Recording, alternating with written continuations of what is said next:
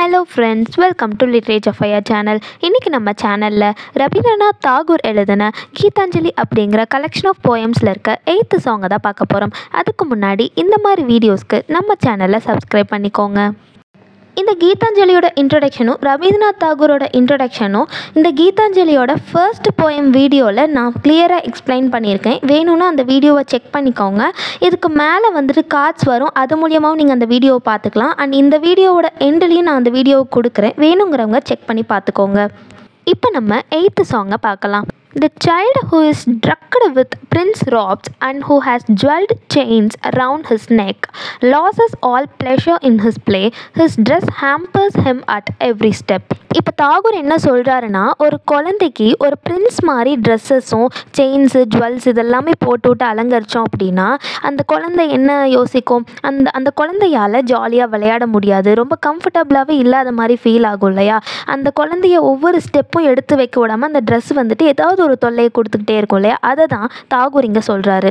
தாகூர் எதுக்கு இதை சொல்கிறாருன்னா, இந்த மாதிரி தான் இவரோட போயம் வந்து ரொம்ப கிராண்டாக ரொம்ப டெக்கரேஷன்ஸோடு இருக்கனால தான் இவரை வந்துட்டு இந்த வேர்ல்டுக்குள்ளேயும் இந்த அழகான இந்த சிம்பிளான லைஃபுக்குள்ளேயும் என்டர் ஆக விடாமல் தடுக்குது.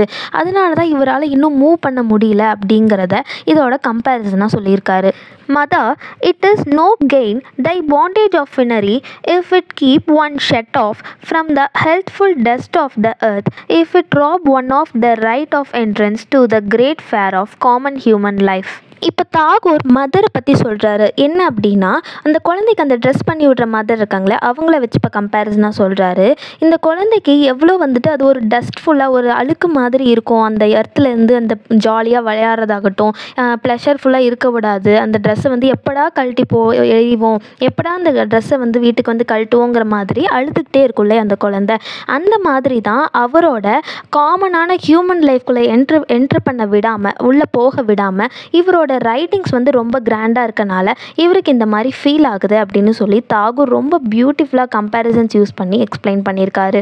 ஸோ இவரோட போயம்ஸ் எல்லாமே காடுக்காக இவர் எழுதுறாரு இல்லையா, அந்த போயம்ஸ் எல்லாமே ரொம்ப சிம்பிளாக எழுதணும் அப்படிங்கிற தாட்டில் தான் இவர் இந்த மாதிரி சொல்லியிருக்காரு. எந்தவித டெக்கரேஷன்ஸும் இவரோட ரைட்டிங்ஸில் இனிமேல் இருக்காது அப்படின்னு சொல்லி தான் இந்த போயமை இவர் பியூட்டிஃபுல்லாக எண்ட் பண்ணியிருக்காரு. So that was the end of the 8th song of Geetanjali.